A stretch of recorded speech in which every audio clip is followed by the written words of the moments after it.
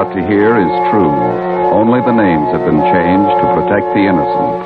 Fatima Cigarettes, best of all long cigarettes, brings you Dragnet.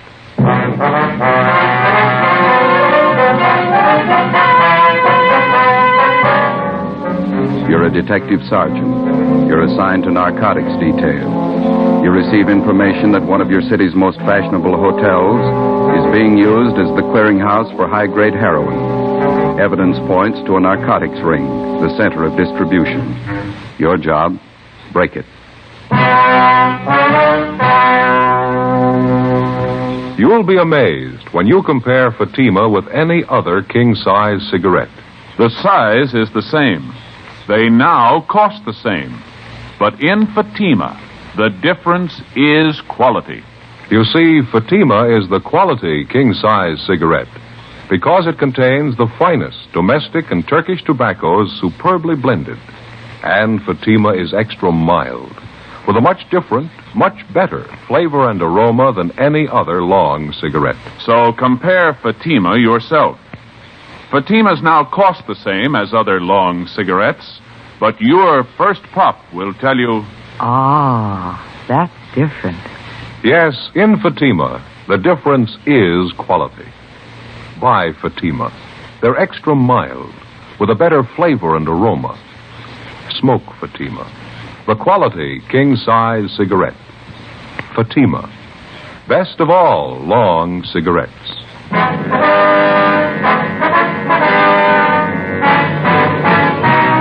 Dragnet, the documented drama of an actual crime. For the next 30 minutes, in cooperation with the Los Angeles Police Department, you will travel step by step on the side of the law through an actual case transcribed from official police files. From beginning to end, from crime to punishment, Dragnet is the story of your police force in action.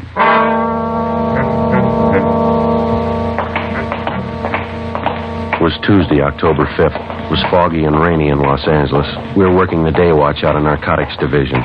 My partner's Ben Romero. The boss is Captain Kearney. My name's Friday. It was 8:47 a.m. when we got to 401 North Avenue 19, the main jail. Felony section. Morning, fellas. How are you today, Pete? Morning. What brings you up here so early? We want to see Monty Wilkins, booked in last night on Narcotics. Booking number is 906351. Okay, let me look. Okay.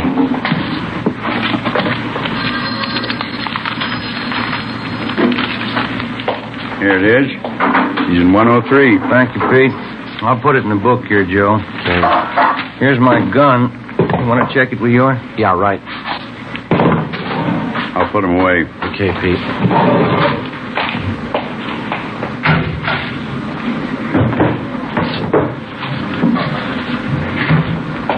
Here's your check. Thank you, Pete. All set, Ben? 906351. That's it. Okay, let's go. All right.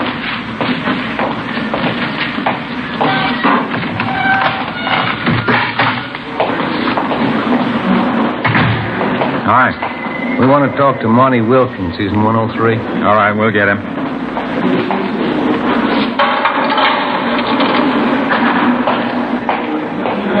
Monty Wilkins, 103 for interview.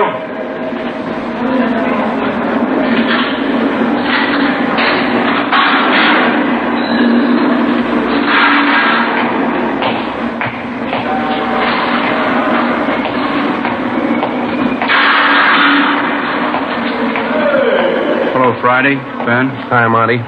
Better move out of the way there. He wants to lock that door, Monty. Oh, yeah.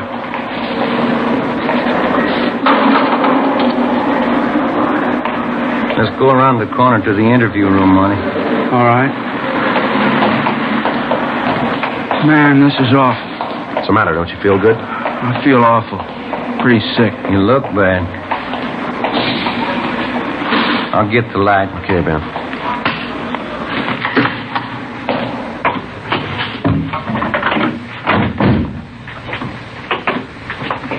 Sit down, Monty. Okay. Thanks. Well, it's been about a year and a half, hasn't it, Monty? About that long, yeah. We got you for possession that time, too, didn't we? Yeah, that's right. How long you been on this stuff this time? Well, I guess I've been hooked bad about a month. How much you shooting? Oh, about 2 caps a day. When you were picked up down in Slauson last night, you had 7 caps on you. Yeah, that's right. Well, we checked with the crime lab. They've run the stuff. It's not the usual Mexican, is it? That's right. You want to tell us about it? Yeah, it's good stuff. It's not Mexican. We know that, Monty. Where'd you get it? Haven't had anything like that for a long time. Real good. Hasn't been cut. Real fine. Maybe it's coming in from the East Coast. Can't get nothing like that from Mexico. Now, look, Monty, we ran the stuff through the lab. We know it's high-grade heroin. We know all about it. Now, I want you to tell us where you've been getting it. Well, you know how it is. You want to ask the impossible of me? My life wouldn't be worth a penny. You know how it is. We handled you a year and a half ago, didn't we, Monty? Yeah. You're still around, aren't you? Yeah, I did time, though.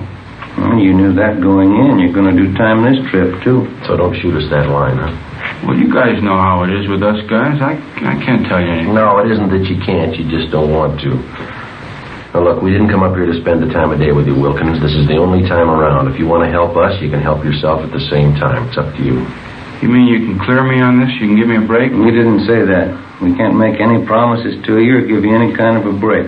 It's entirely up to you how you want us to put it down in our reports. Cooperative or uncooperative. Well, okay. You squared with me last time. You helped us last time. We made a case.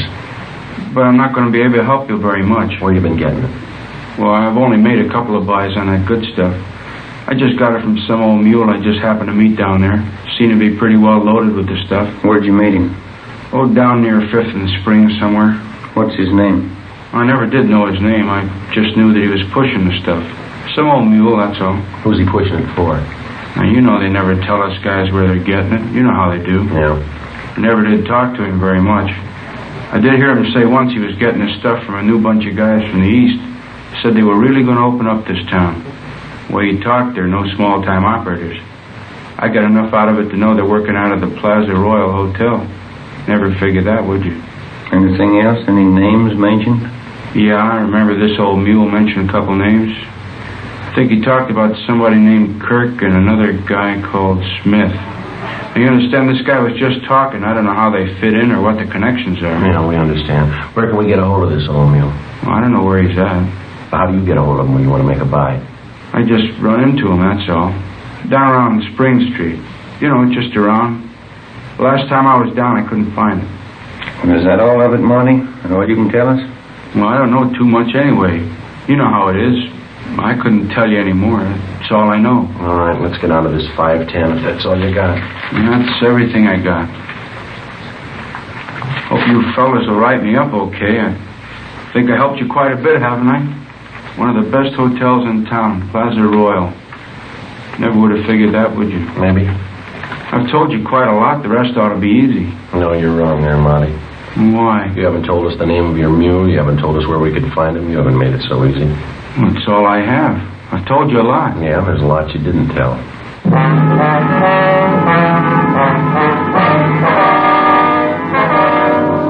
We continued our interrogation of Monty Wilkins. He refused to divulge any further information. What he had told us, together with information already compiled, seemed to check out. For the past 7 months, we'd been trying to localize the operations of what had come to be regarded as a well-running distribution center for high-grade heroin. We knew of the existence of this distribution point through the various users that had been picked up almost daily. These users would have in their possession quantities of high-grade narcotics. Unlike the cheaper, lower-grade quality common in the southwest part of the country, this type of heroin was more common to the eastern section of the United States. We had believed the local distribution point to be somewhere in our metropolitan downtown area. The information gained from Monty Wilkins had strengthened this theory. 10:25 a.m. We met with Francis Kearney, captain of the Narcotics Division. Plaza Royal Hotel, what do you think? Well, we've figured what we were looking for could be in that area, but we've never put our finger on that hotel. How do you figure on working it? Well, driving back from the jail, Ben and I were just kicking it around. Skipper, what do you think about putting a man in that hotel? Anything's a great deal better than we're doing now, but I don't know. Oh, I'd like to give it a try. You sure like a crack at it, Skipper? You know how I feel about these kind of assignments. One man working inside, one outside. Brings the element of danger up kind of high. Well, we know it's not going to be easy, but it looks like a good bet. Sometimes these things are, sometimes they're not. You know what kind of a bunch they got to be. Been running their racket just about as smooth as it can be run. You know the kind of a risk a man would have to take if he tried to make contact with any of them. Well, we think it's about the quickest way to get to them. Well, maybe it might be worth it. You got any ideas how you'd like to work it? There's just one thing. We haven't come to any decision who's going in and who isn't. Well, I think I ought to be the one to work it from the inside of the hotel with Ben working outside as a contact. I don't know why we can't just turn that around. Last time you had the rough end. Joe, you just got back from your vacation about 3 weeks ago, didn't you? Yeah, that's right. Didn't you stay down in Arizona? Phoenix, wasn't it? Yeah. You know the town very well? Oh, we got some relatives down there, yeah. If they started asking you any questions about Phoenix, you could fill them in, huh? I think so. That's probably the best way to settle it, Romero. Friday here will be in a better position knowing a little about Phoenix. I don't see how you figured that way. I went on my vacation, too. Columbus, Ohio. Well, because of the type of stuff that's been coming in, don't you think it'd be a little safer bet to have our man come from somewhere out this way rather than from the east? Yeah, it makes sense. Well, you did it again, Joe. You beat me out. All right, let's figure it this way. You're a local Phoenix hoodlum. Things got too hot for you down there, and you came up to L.A. to cool off. Yeah. How about Joe Edwards? How's that sound? That sounds right to me. We'll get all the necessary cards, identification papers, and a few letters to carry around with you, all under the name Joe Edwards. All right. I think the best way to work it is for you to hop right down to Phoenix. When you get in town, check with Roberts. He's in narcotics down there. Yeah, I know him. Have Roberts fill you in on what's been going on down there. Any of their current characters they've handled recently. Any that have been known to pass through, so you can talk about it freely. Yeah, I understand. Joe, when you check into the hotel down there, why don't you wire ahead up here to the Plaza Royal for reservation? Might be a good cover. Yeah. Good thought. That's the way to handle it. You two have worked these things before. You know what to do, all the necessary precautions. Well, how long do you figure I ought to lay over in Phoenix? A couple days, maybe. Think that's long enough for you to get filled in, what you'll need? Oh, yeah, that's fine. Well, I'll go home and get packed. I'll start on it first thing in the morning, huh? All right. Romero will stand by at all times, day and night, while you're on this thing. You know enough to call if things get tight. Sure. As soon as you get in from Phoenix and get located at the Plaza Royal, get in touch so we'll know which way to move. Right. Anything else? Well, we want to break this thing, but we don't want to do it at the risk of a life. So if it starts getting warm, check out. Okay. I still don't like sending anybody on something like this, but it's got to be done. We don't know enough about it. We don't know how many are in the gang. We don't know what kind of a bunch they are, so be careful. I will. If you're not and I hear about it, this will be your last assignment like this. Yeah. If I don't hear about it, well, you figure it. Yeah, either way I lose.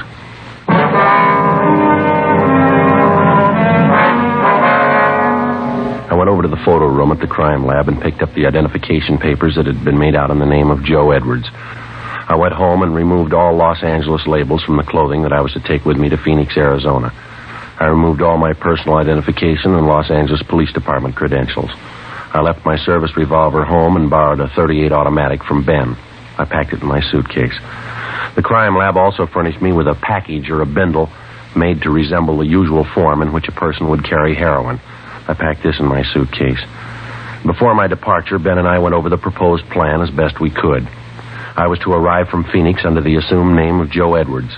I would register at the Plaza Royal Hotel in downtown Los Angeles and attempt to make arrangements to participate in a narcotics buy for the purpose of gaining sufficient evidence to apprehend the narcotics ring. I was to keep Ben informed as best I could of my progress. As outlined by Captain Kearney, I arrived in Phoenix and contacted Sergeant Roberts at the Detective Bureau down there.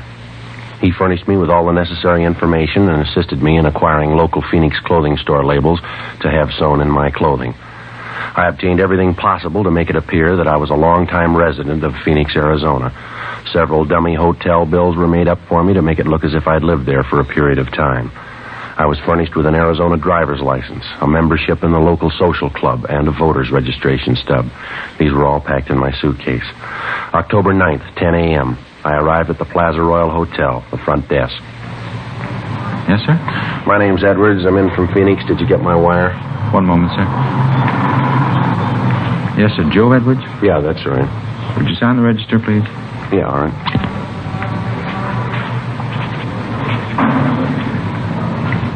Thank you. What? Yes, sir. Would you show this gentleman to room 211, please? Yes, sir. This way, please. All right, thank you. Go ahead, sir. Thank you.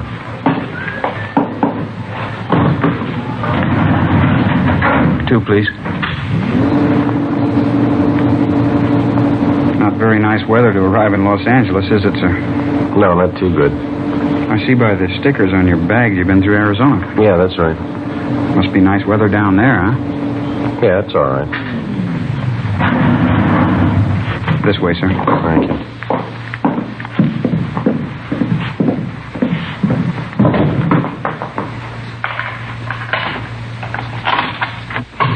Let me open a window for you, sir. A little fresh air in here. All right. Okay. Thanks. Here you go. Thank you very much, sir. Help you with your bags? Yeah, all right. Oh, I'm sorry, sir. Something dropped out on the floor here. You better let me have that. Sorry. Very sorry that happened. That's all right.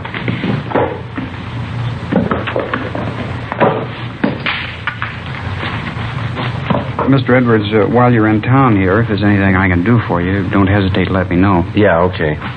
I couldn't help but notice that little package there that I dropped. Yeah. Well, like I say, I know my way around here in this town. If you need anything, anything at all, sir. I'll tell you what. Now, here's $5. You never saw anything fall out of my bag there, right? Anything you say, sir. Okay. Thanks a lot. See you later, huh? Yes, sir. Anything else, sir? No, that'll be all. You remember what I told you, sir? Yeah, I was just going to say the same thing to you.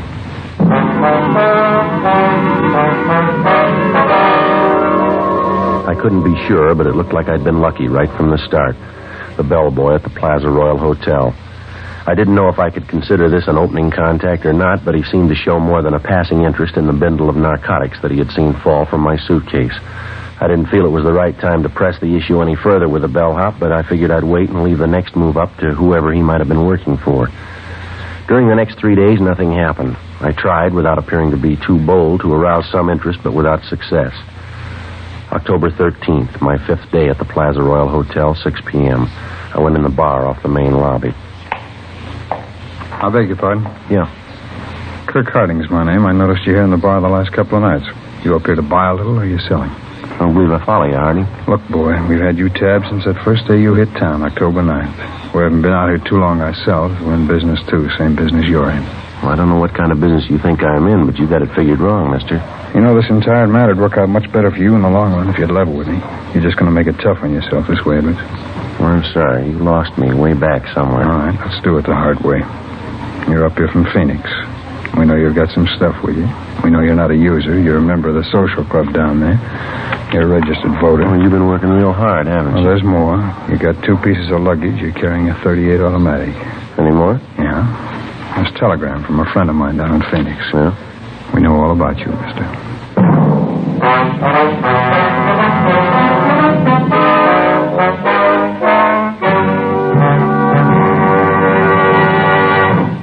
You are listening to Dragnet, authentic cases from official police files. Now, let's look at our Fatima files. Listed under L. Lovett. Vice Admiral Leland P. Lovett, United States Navy, retired. He says, I smoked Fatimas when I was a midshipman. I still do, because they have a better flavor and aroma. Fatima is easily the best of all long cigarettes. Friends, more smokers now insist on king-size Fatimas than ever before. Because in Fatima, the difference is quality. quality of tobaccos. The finest domestic and Turkish varieties, extra mild, superbly blended, to give you a much different, much better flavor and aroma. Quality of manufacture. Smooth, round, perfect cigarettes. Rolled in the finest paper money can buy. Manufactured in the newest and most modern of all cigarette factories. Quality, even to the appearance of the bright, clean, gold and yellow package, carefully wrapped and sealed to bring you Fatima's rich, fresh, extra mild flavor. So, if you smoke a king-size cigarette, compare Fatima. You'll find they now cost the same. But your first puff will tell you... Ah, that's different. Yes, in Fatima, the difference is quality. Buy Fatima. Smoke the quality king-size cigarette. Fatima. Best of all long cigarettes.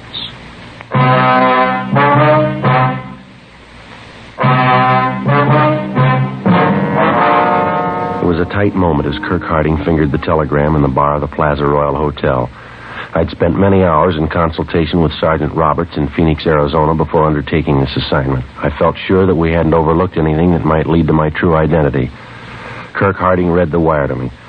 It was from a man by the name of George Ferguson. He'd done some legwork for Harding and had not been able to furnish him with anything other than what had been found out in going over my room.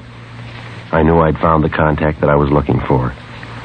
I told him that I was in the business of buying narcotics, that I was in Los Angeles for the purpose of making a prearranged narcotics buy with agents dealing in Mexican stuff. Harding immediately gave me a strong sales pitch, saying that he could furnish me with high-grade heroin fresh from the European market in quantity. At the end of the first week, I was introduced to Kirk Harding's two associates, another man called Smith, full name Horace L. Smith, and a woman by the name of Lucille Cosgrove. Ben had been unable to find records on any of the three. For the next 3 weeks, we became more friendly. We went places together, spent a great deal of time together. Monday, November 15th. Well, we've had a lot of fun the last few weeks, haven't we? Yeah, there's no doubt about that, but I got to be getting back to Phoenix. Well, now, don't get eager, Joe. You know how cagey you were. You made us wait. Preliminaries are over. This is the big buy for you or anybody else. Yeah, I know all that, but when? Just be patient. You will have something to really set yourself up with down there. Okay. Oh, excuse me, Joe. Yeah, go ahead. Oh, hi, Lucille.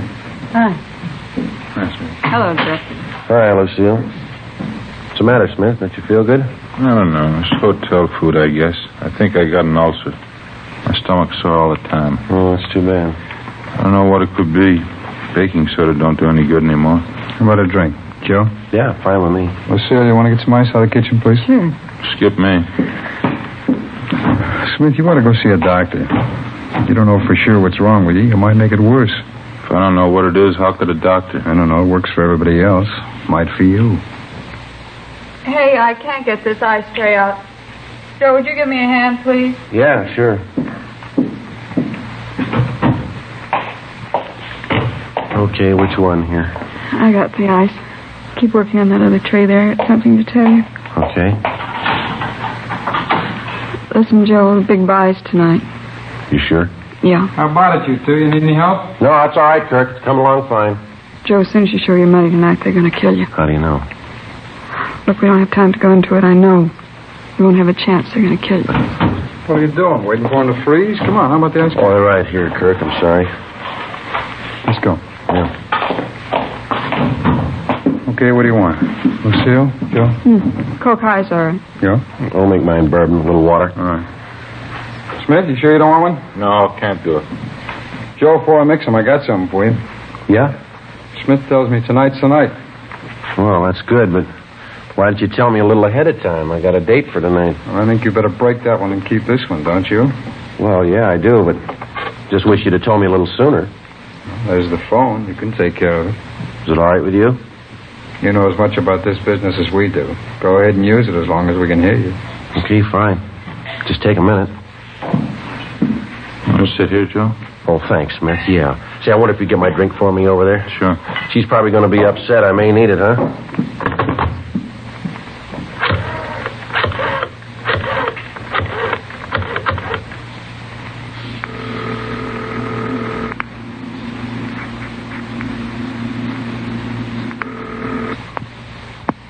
Romero talking. Hi, honey. This is Joe. Oh, yeah, Joe. I'm sorry I won't be able to make it tonight, dear. You can't talk, huh? That's right, dear. No, I just can't get out of it. I'll do the talking, Joe. Is it by tonight? Yeah, well, it just came up all of a sudden. Where do you know? No, darling, I can't tell you where I'm going. You couldn't go along anyway. Okay, we'll be with you 5 minutes from now all the way. Where are you now, at the hotel? Well, that's the way it is, and I can't help it, that's all. Maybe we can get together later, huh? We'll use one car, Joe. We'll stick as close as we can to you. One car ought to be safe, huh? Well, it's better, honey. Now, that's the way I like to hear you talk. I'm sorry. And I'll see you later, huh? We'll be with you. Okay, dear. Well, she still love you? Yeah, she loves me. 15 minutes after I hung up, we went downstairs and got into a green Chrysler sedan. It was parked out in front of the hotel. I looked around. I didn't see Ben or any of our cars in sight. Smith drove, and Kirk and I got in the back seat. The woman, Lucille Cosgrove, remained at the hotel. I didn't know which of the two men was planning to kill me, but I felt sure Lucille Cosgrove told me the truth. Her information on the buy was right, and maybe this other was correct as well. We drove out Figueroa Street for about 16 miles. At this point, it became evident we were heading for the Los Angeles harbor area. You ever see a fog as thick as this, Joe? No, never have. Can't see 50 feet in front of me. Yeah, well, just take it easy. Nobody's in a hurry. That's right. Don't want to pile up anywhere. Where are we going? We're almost there. This your car here? I've never seen this one before. No, we rented it. Isn't that the way you operate? Yeah, that's right. I just wondered if you played it as safe as I do. We do. I'm going to swing in this next alley up here, Kirk. Somebody tailing us? Kill your lights. Right. See anything out the back window? Wait a minute.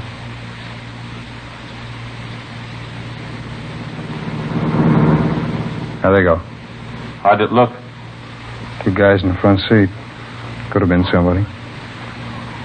What do you think, Joe? How'd it look to you? Well, whoever it was, we lost him anyway. Yeah. Oh, okay, let's go.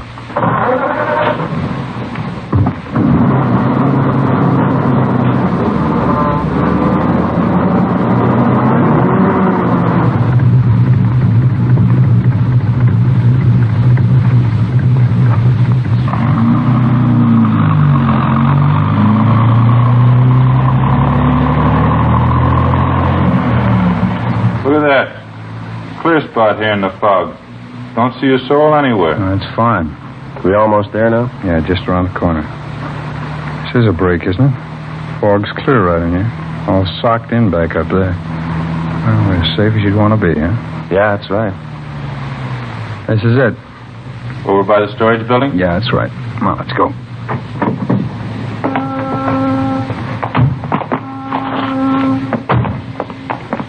Over this way, Joe.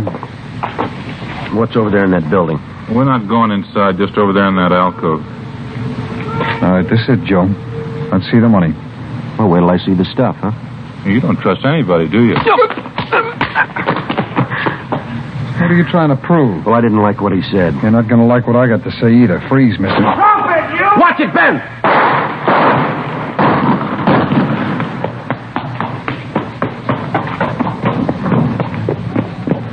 He ducked in this alcove. Yeah. Oh, take care of that one there. All right, easy, huh? Yeah, you see him? No, it's too dark. There he is. That's enough! I'm coming out! All right, throw your gun out ahead of you. He's not going to throw that gun out, Joe. Watch it.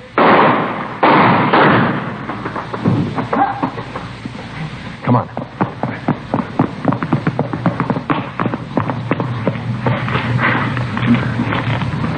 There's his gun. Yeah, I got it. You want to shake him down? Yeah. Come on. Yeah. On your feet. Where'd you get hit? I sure. Let me see. You're all right. Just grazed you. You're a cop, aren't you? Yeah, that's right. Now, come on, let's go. Where's the stuff? On the back seat in my car. Now, you tell me something. Why'd you slug Smith? I just wanted something I knew you'd never give me. What's that?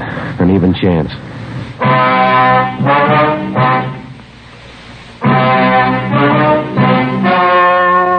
The story you have just heard was true.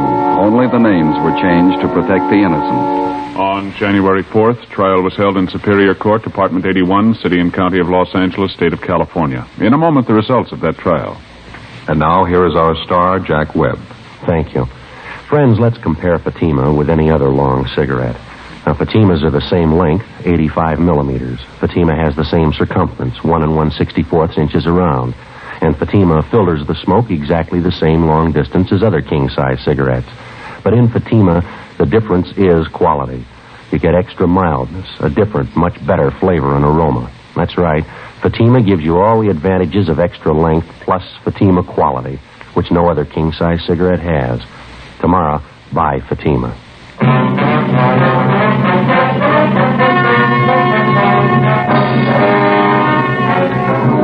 All three suspects, Kirk Arthur Harding, Horace L. Smith, and Lucille Marie Cosgrove, were convicted for violation of the State Narcotics Act, a felony. Harding and Smith were convicted on one count of attempt to commit murder. They are now serving their terms as prescribed by law in the state penitentiaries. You You have just heard Dragnet, a series of authentic cases from official files. Technical advice comes from the Office of Chief of Police W.H. Parker, Los Angeles Police Department. Fatima Cigarettes, best of all long cigarettes, has brought you Dragnet portions transcribed from Los Angeles. Stay tuned for Counter Spy next over most NBC stations.